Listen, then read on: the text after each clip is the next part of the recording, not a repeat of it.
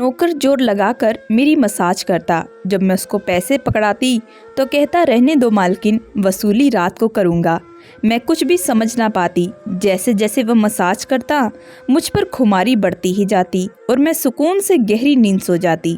लेकिन एक रात मुझे नींद नहीं आई और मेरे होश उड़ गए। जब उस रात मसाज करते करते, मेरा नाम रूपाली है, मैं बहुत ही खूबसूरत थी, इसलिए शादी से पहले हर दिन मेरे लिए रिश्ता आता था। मैं अपने माँ बाप की इकलौती बेटी थी, इसलिए मेरे माँ बाप चाहते थे कि मैं डॉक्टर बनकर उनका नाम रोशन करूँ। मगर जब मेरे लिए इतने अच्छे रिश्ते आते थे तो मेरी माँ मुझे कहती थी कि मैं तुम्हें पढ़ाई छुड़वा दूँ ताकि मैं तुम्हारी शादी कर दूँ। मगर मैं अपनी माँ से कहती थी कि मुझे तो डॉक्टर ही बनना है। मगर ये सुनकर मेरी माँ को बहुत गुस्सा आ जाता और वह कहती थी कि तुम अभी शादी कर लो, यह डॉक्टरी बाद में कर लेना।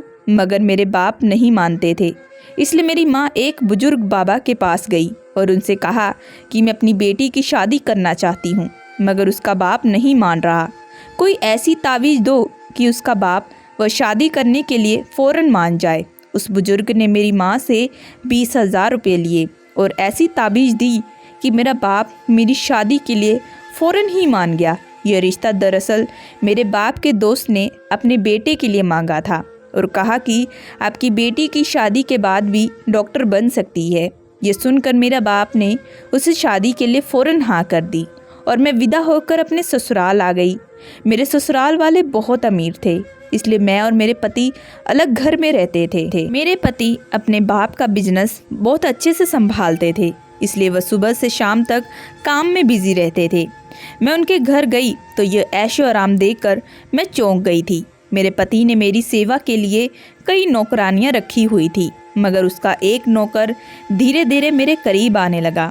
उस नौकर ने मुझसे कहा कि मैं यहाँ काफ़ी सालों से काम कर रहा हूँ और आपके ससुराल वाले मुझे बिल्कुल घर के मेंबर की तरह ही समझते हैं। ये सुनकर मैं भी उसे खास अहमियत देना शुरू कर दी थी। वह एक दिन मेरे कमरे में आ गया तो मैं अभी तक बिस्तर में लेटी हुई थी।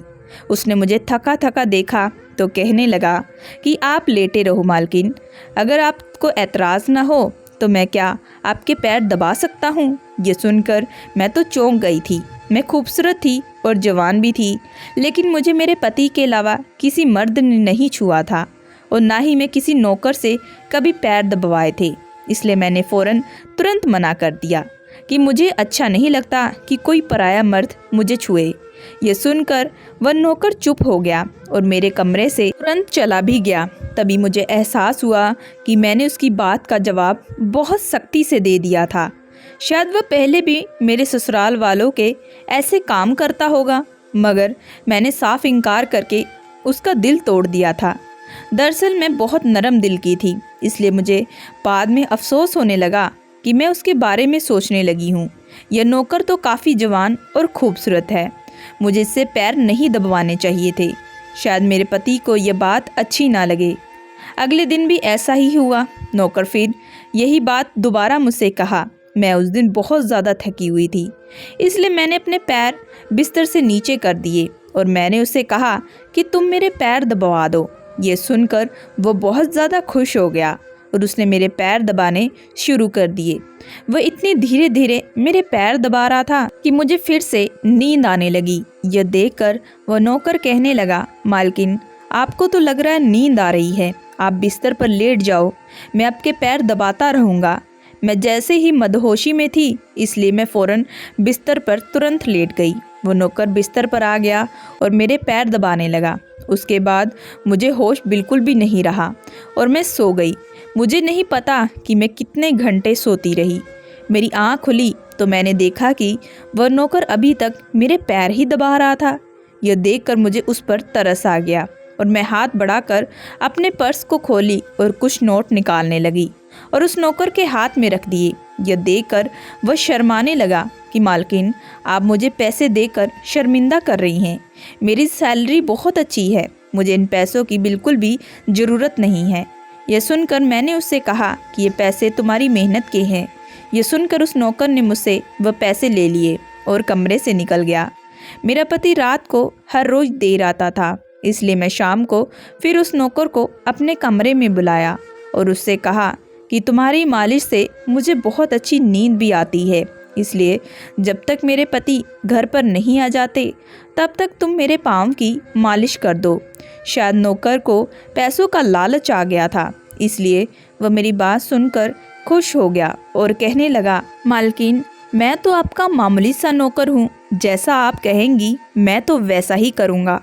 आपके पैर दबाता ही रहूँगा ताकि आपकी थकान उतर जाए और आपको सुकून मिले। ये सुनकर मैंने उससे कहा कि तुम्हारे हाथों में तो जादू है, इसलिए तो मेरी सारी थकावट तुरंत उतर जाती है। एक दिन नौकर ने मुझसे कहा कि आपकी सास भी कभी कभी मुझसे मसाज भी करवा लेती थी। यह सुनकर मैं तो तुरंत चौंक गई। मुझे मेरी सास ऐसी बिल्कुल भी नहीं लगती थी, मगर वह नौकर झूठ बोलने वाला तो नहीं लगता था। मुझे ससुराल आए हुए अब 1 महीना होने वाला था, इसलिए मैंने नौकर को परख लिया था। वह मुझे हर बात सच ही कहता था। मेरे घर में नौकरानियां भी काम करती थी, मगर वह झूठी और बेईमान थी। वह मुझसे जो बात सुन लेती थी उसे पूरे मोहल्ले में मशहूर कर देती थी, इसलिए मैं उन्हें कमरे में नहीं आने देती। ये नौकर इस घर का पुराना नौकर था, इसलिए मैं उस पर भरोसा करती थी। नौकर भी मेरे कमरे में आता, मगर अपनी नज़रें झुका कर रहता। वह मेरे जिस्म को हाथ तो लगाता, मगर उसकी नीयत खराब नहीं थी। ऐसा हर रात होता। एक दिन मैंने अपने पति से कहा कि जब से हमारी शादी हुई है हम कहीं घूमने फिरने नहीं गए।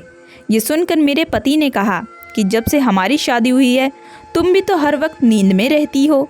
मैं रात को भी घर आता हूँ तो तुम गहरी नींद में सोई हुई होती हो। दिन को मेरे पास वक्त नहीं होता और रात को मेरे घर आने से पहले तुम सो जाती हो। यह सुनकर मैं अपने दिल में सोचने लगी कि यह सब नौकर की मालिश की वजह से तो हो रहा है। मेरे पति की शिकायत सही थी। मुझे रोज रात को अपने पति के लिए जागना चाहिए था। उस दिन मैंने फैसला किया कि आज रात जब नौकर मुझे मालिश के लिए कहेगा तो मैं इनकार कर दूंगी, ताकि मुझे नींद ना आए और मैं अपने पति के आने तक जागती रहूं। शाम हुई तो मैं नहाकर खुद को खूब तैयार किया और दुल्हन बनकर बिस्तर पर आकर बैठ गई। नौकर मेरे कमरे में आया तो उसने मुझे मालिश के लिए पूछा, मगर मैंने उसे साफ इनकार कर दिया। मेरी बात सुनकर वह कुछ उदास हो गया और वापस चला गया। कुछ देर बाद नौकर मेरे कमरे में आया तो उसके हाथ में दूध का गिलास था। मैंने खाना नहीं खाया था, इसलिए फ़ौरन दूध पी लिया और अपने पति का इंतज़ार करने लगी, मगर मुझे नींद आ गई और मैं फिर सो गई। सुबह मैं जागी तो नौकर फ़ौरन मेरे कमरे में आया और कहने लगा, मालकिन आपके लिए नाश्ता लेकर आया हूँ। यह सुनकर मैंने अपने पति के बिस्तर की तरफ देखा, वह खाली पड़ा था। यह देखकर नौकर कहने लगा, मालिक को ज़रूरी काम था, वह नाश्ता करके चले गए हैं। यह सुनकर मेरा मूड खराब हो गया। मैं रात भर उसका इंतज़ार करती रही, मगर वह सुबह होते ही ऑफिस चले गए। मैंने नौकर से कहा कि मेरे लिए चाय लेकर आओ। नौकर कमरे से बाहर निकल गया। तभी मैंने अपने जिस्म की तरफ देखा तो मैं चौंक गई। रात को मैं दुल्हन का कपड़ा पहना हुआ था, मगर अब मेरे जिस्म पर कोई और कपड़े थे। मगर मैंने अभी भी जेवर पहने हुए थे, मगर मेरा सर भारी भारी होने लगा था। मुझे ये सोचकर चक्कर आने लगे कि रात को मेरे साथ क्या हुआ था और मेरे कमरे में कौन था और उसने मेरे साथ आखिर किया क्या। मगर मुझे कुछ याद ना आया। मेरा दिल घबराने लगा और मैंने अपना सर पकड़ लिया। मेरा पूरा जिस्म दर्द कर रहा था, इसलिए नौकर चाय लेकर आया तो मैंने उससे कहा कि मेरा जिस्म दबा दो। ये सुनकर वह बिस्तर पर आ गया और मुझे दबाने लगा। उस दिन मैं देर तक बिस्तर पर पड़ी रही। उस दिन मेरे पति अचानक घर पर आ गए। मैंने उन्हें देखा तो मैं उन पर बरस पड़ी। मैंने कहा कि मैं रात को तुम्हारे लिए दुल्हन बनकर जागती रही, मगर तुम नहीं आए। ये सुनकर मेरे पति कहने लगे, लेकिन मैं रात को कमरे में आया तो, लेकिन तुम गहरी नींद में थी, इसलिए मैंने तुम्हें नहीं जगाया। ये सुनकर मैं चौंक गई। मेरे कपड़े किसने बदले और नींद पूरी होने के बावजूद मेरा जिस्म क्यों दर्द कर रहा है। मैं उलझ गई थी। मेरे पति कहने लगे, अच्छा ठीक है, मूड खराब करने की ज़रूरत नहीं है। मुझे आज रात एक काम के सिलसिले से बाहर जाना है, इसलिए देर हो जाएगी, मगर अभी मेरे पास 3-4 घंटे मैं फ्री हूँ। अगर तुम कहो तो हम अभी कहीं बाहर जा सकते हैं। ये सुनकर मेरा मूड खुद ब खुद ठीक हो गया और मैंने सारी रात वाली बातों को भुला दिया। शादी का ये पहला मौका था कि मैं अपने पति के साथ कहीं बाहर घूमने जा रही थी। मैं जल्दी जल्दी तैयार होने लगी जबकि मेरा पति गाड़ी में बैठकर मेरा इंतज़ार करने लगा। उस वक्त नौकर मेरे कमरे में आ गया और मुझसे पूछा, मालकिन आप कहीं जा रही हैं क्या? ये सुनकर मैंने उससे कहा, हाँ, मगर तुम क्यों पूछ रहे हो? ये सुनकर नौकर कहने लगा कि मैं आपका नौकर हूँ, मगर आपको यह सही सलाह दूंगा कि आप बाहर ना जाएं क्योंकि आपका जिस्म थक जाएगा। यह सुनकर मुझे बहुत गुस्सा आ गया और मैंने उससे कहा कि तुम मेरे नौकर हो, मेरे पति बनने की कोशिश मत करो। यह कहकर मैं बाहर चली गई। ना जाने मुझे किस बात पर गुस्सा आ गया था। मैंने उस नौकर को खूब खरी खोटी सुना दी। वह भी अपनी औकात जान गया था। तभी तो जब घर आई तो वह मेरे सामने बिल्कुल नहीं आया। मेरे पति मुझे गेट पर उतार कर काम पर चले गए। जबकि मैं अंदर आई तो मेरा सारा जिस्म बुरी तरह से दर्द कर रहा था। शायद मेरे जिस्म को मालिश की आदत हो गई थी। तभी तो रात होते ही वह मालिश के लिए तड़पने लगता था। लेकिन मैंने उस नौकर को नाराज़ कर दिया था, इसलिए शायद आज वह मेरी मालिश करने के लिए नहीं आया, मगर मुझे उसकी ज़रूरत थी। इसलिए मैंने नौकरानी को बुलाया और उसे नौकर को बुलाने के लिए कहा। थोड़ी ही देर गुजरी थी कि वह नौकर मेरे कमरे में आ गया और मेरे बिस्तर पर बैठ गया और चुपचाप मेरे पैरों को भी दबाने लगा। यह देखकर मुझे बहुत शर्मिंदगी हुई। मैंने उसे इतना बुरा भला कहा, मगर उसने मेरी बात को बिल्कुल बुरा नहीं माना। मैंने उसे चुप करके देखा। कहने लगी, मुझे उस वक्त पता नहीं क्या हो गया था, इसलिए मैंने तुम्हें खरी खोटी सुना दी, मगर मैं इतने दिनों के बाद अपने पति के साथ कहीं बाहर जा रही थी, इसलिए मुझे तुम्हारा टोकना अच्छा नहीं लगा, इसलिए मुझे माफ़ कर दो। मैं उसकी मालकिन थी और उसे इस काम के पैसे देती थी, मगर अब भी मुझ में इंसानियत जिंदा थी, इसलिए मैंने मालकिन होकर भी नौकर से माफ़ी मांग ली, क्योंकि वह भले ही नौकर था मगर वह एक इंसान भी तो था। मेरी बात सुनकर वह नौकर कहने लगा, मैं आपका नौकर हूँ और इस काम के मैं आपसे सैलरी लेता हूँ, इसलिए आपको हक है कि आप जो चाहे मुझे कह सकती हैं। ये सुनकर मैं चुप हो गई, मगर मैंने सोच लिया कि आइंदा इसे ऐसा कुछ भी नहीं कहूँगी। वह उस रात देर तक मेरी मालिश करता रहा और फिर मुझे नींद आ गई। मुझे नहीं पता कि नौकर मेरे कमरे में कब निकला और कब मेरे पति घर आए। मैं सुबह जागी तो मेरा पति बाथरूम में था और बाहर जाने के लिए तैयार हो रहा था। मैं उसे हैरानी से देखने लगी। पता नहीं आजकल मुझे क्या होता जा रहा था।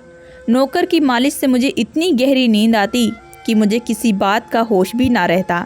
मुझे इस बात का भी पता नहीं चलता कि मेरा पति कब कमरे में आता और कब कमरे से जाता।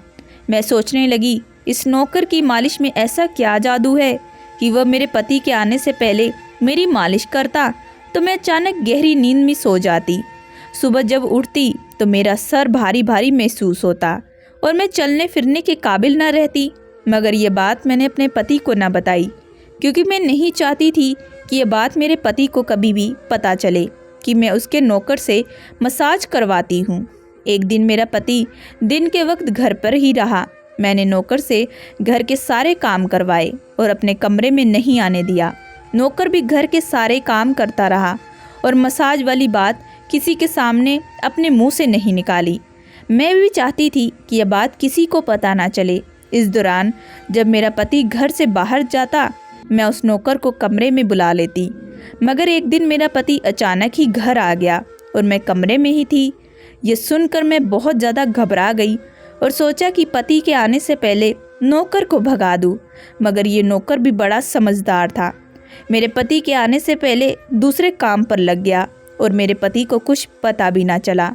मैं मसाज घर की नौकरानियों से भी काम करवा सकी, मगर उस नौकर के हाथ में क्या जादू था कि मुझे हर रोज़ अपने कमरे में बुला लेती। मुझे पता नहीं क्या होता जा रहा था। जिस रात मैं नौकर से मसाज नहीं करवाती, उस रात मेरे पूरे जिस्म में दर्द होता जाता। सुबह मैं जागती तो मेरा सर भारी भारी होता और मुझे थकान भी हो जाती। एक रात मैंने नौकर से मालिश करवाई और गहरी नींद सो गई। सुबह मेरी आँख खुली तो फिर से मेरे कपड़े चेंज हो चुके थे। यह क्या माजरा था? ऐसा कौन करता था? क्या मेरे पति मेरे साथ ऐसा कर रहे थे? मैं सोच में पड़ गई। मैंने शीशे के सामने जाकर देखा तो चौंक गई। मेरे पूरे जिस्म पर लाल लाल निशान पड़ गए थे। यह कैसा निशान था? मैं अपने जिस्म पर हाथ फेरने लगी। मैं जैसे उस निशान को मिटाना चाहती थी, मगर ऐसा ना हुआ। अगले दिन फिर मैंने अपने जिस्म को देखी कि निशान ख़त्म होने के बजाय फैलने लगा था। मैं घबरा गई। तभी मेरे कमरे में नौकर आ गया और उसने मुझे मालिश को कहा। मैं उस निशान को उससे छुपाना चाहती थी, इसीलिए उससे कहा कि आज तुम सिर्फ मेरे पैर दबा दो। उसने मुझसे कुछ नहीं पूछा, मगर मैं अंदर ही अंदर डर रही थी। किसी दिन मेरे पति ने ये निशान देख लिए तो मैं उसे क्या ही जवाब दूंगी। मैं ये सब सोच सोच कर थक चुकी थी, इसलिए मैंने तकिए पर सर रख दिया। नौकर मेरा मसाज करने लगा। मेरी आंखें नींद से बंद होने लगी। तभी मुझे नौकर ने एक ऐसी बात कह दी जिसे सुनकर मेरे होश उड़ गए। उसने मुझसे कहा, मालकिन आप मुझे बहुत अच्छी लगती हो। मेरी आंखें बोझिल होने लगी थी। मुझे इसकी बात समझ नहीं आई और फिर मैं गहरी नींद सो गई। सुबह जब मेरी आंख खुली तो मेरा पति भी बिस्तर में लेटा हुआ था। मेरा सर फिर से भारी होना शुरू हो गया और फिर जिस्म भी दर्द से टूट रहा था, मगर उसके बावजूद मैं अपने पति के करीब गई और उसे धीरे से उन निशान के बारे में बता दिया। मैंने सोचा कि ये निशान बढ़ रहे थे, इसलिए मुझे ये बात अपने पति को बता देनी चाहिए। ये सुनकर मेरे पति ने मेरे जिस्म से कपड़ा हटाया तो वह उछल पड़ा। वह मुझसे दूर हो गया और कहने लगा, तुमने मुझे धोखा दिया है, तुमने मुझसे बेवफाई की है और तुम्हें उसकी सज़ा भी मिली है। ये कोई बीमारी नहीं है, बल्कि ये तुम्हारा गुनाह है। मुझ में क्या कमी थी जो तुमने दूसरा मर्द तलाश कर लिया? मैं काम में बिजी रहता था, मर तो नहीं गया था कि तुमने एक और चक्कर भी चला लिया। यह सुनकर मैं तो हक्का बक्का रह गई। मैंने उससे कहा कि ये आप कैसी बातें कर रहे हैं, मैं बेकसूर हूँ। मगर ये बात सुनकर मेरा पति तुरंत हंसने लगा और कहने लगा कि यह निशान बता रहे हैं कि तुम गुनहगार हो, इसलिए मेरे घर से निकल जाओ, मैं तुम्हें तलाक के पेपर्स भिजवा दूंगा। उसने मुझे धक्के मारकर घर से निकाल दिया। मैं रोते रोते अपने माँ बाप के घर आ गई और उन्हें अपनी बेगुनाही का यकीन भी दिलाया। वह मेरे अपने थे, इसलिए उन्होंने मुझ पर यकीन कर लिया। उन्होंने कहा कि वह मेरे पति से बात करने जाएंगे, मगर उनके जाने से पहले ही तलाक के कागज़ घर पर आ चुके थे और मेरी हंसती मुस्कुराती दुनिया उजड़ गई थी। मैं इसका जिम्मेदार किसको ठहराती? कभी भी तो नहीं था कि मैं कई दिनों तक रोती रही और मैंने बिस्तर पकड़ लिया और मुझे ऐसा लगने लगा था कि जैसे अब मैं मरने वाली हूँ। एक दिन मेरी माँ मेरे कमरे में आई और मुझसे कहने लगी कि तुमसे कोई मिलने आया है। यह बात सुनकर मैं तुरंत कमरे से भागी। मैं सोची कि शायद मेरे पति मुझसे मिलने आए होंगे, उसे शायद मेरी बेगुनाही का एहसास हो गया होगा। मगर वहाँ पर मेरे पति नहीं थे, बल्कि मेरा वही नौकर था जो उसके घर में काम करता था। मैंने उसे आने का कारण पूछा तो वह कहने लगा कि मैं आपके उन निशानों के बारे में अच्छे तरीके से जानता हूँ। ये खबर सुनकर मैं तो चौंक गई। मेरे पैरों तले जमीन खिसक गई जो बात उसने मुझे बताई। यह सुनकर मैं तुरंत खड़ी हुई और मैंने उसका शर्ट का बटन एक झटके से खोल दिया। मुझे अब समझ में आया कि मेरे पति ने मुझ पर इतने गंदे इल्ज़ाम क्यों लगाए थे। यह देखकर मैंने नौकर के सीने पर मुक्के मारने शुरू कर दिए। यह मेरे जिस्म पर कैसे आए? तुमने मसाज के बहाने मेरे साथ आखिर क्या किया था? मुझे आज सच सच बताओ। ये सुनकर नौकर ने मेरे दोनों हाथ पकड़ लिए और कहने लगा, मेरा नाम आयरन है और मैं तुम्हारे साथ यूनिवर्सिटी में पढ़ता था, मगर मुझे तुमसे बेपनाह प्यार हो गया। मैं भी डॉक्टर बनना चाहता था और मैंने सोचा था कि जब हम दोनों डॉक्टर बन जाएंगे तो मैं तुम्हारे बाप से तुम्हारा हाथ मांग लूँगा। मगर एक दिन तुम्हारी सहेली की जुबानी मुझे पता चला, यह बात पता चली कि तुम्हारी माँ ने तुम्हारी शादी जल्द करना चाहती हैं, इसलिए मैं डर कर तुम्हारे घर रिश्ता भेजा। मगर तुम्हारे बाप ने इनकार कर दिया और कहा कि मैं अपनी बेटी की शादी तब करूँगा जब वह डॉक्टर बन जाएगी। इसलिए मैं इत्मीनान होकर अपनी पढ़ाई करने लगा। मुझे एक हफ्ते के लिए अपनी कज़न की शादी के लिए शहर से बाहर जाना पड़ा। तभी तुम्हारी शादी हो गई। वह यह सब मुझसे कह रहा था और मैं बेयकीन उसे देख भी रही थी।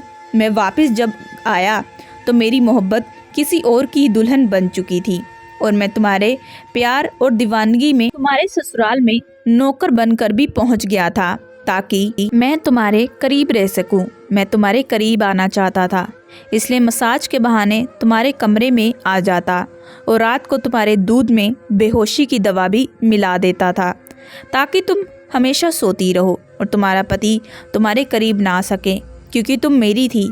मैं तुम्हें किसी और के करीब नहीं देख सकता था। ये सुनकर मैं हक्का बक्का रह गई।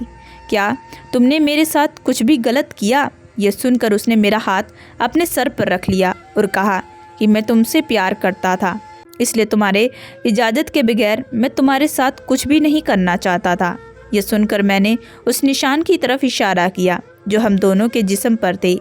यह सुनकर वह तुरंत हंसने लगा और कहा कि मैं डॉक्टर हूँ और यह सिर्फ इन्फेक्शन है जो मैंने इसलिए किया ताकि तुम्हारे पति को हम दोनों के ऊपर शक हो जाए। यह कहकर उसने मुझसे माफ़ी मांग ली और पूरे 1 साल उसे सज़ा देने के बाद मैंने उसे माफ़ कर दिया और फिर उसी के साथ मैंने दूसरी शादी कर ली। दोस्तों, मैं आशा करती हूँ कि आप लोगों को ये कहानी पसंद आई होगी। अगर आप लोगों को ये कहानी पसंद आई है सो प्लीज़ हमारे चैनल को लाइक एंड सब्सक्राइब ज़रूर करिएगा एंड बेल आइकन का बटन ज़रूर दबाइएगा।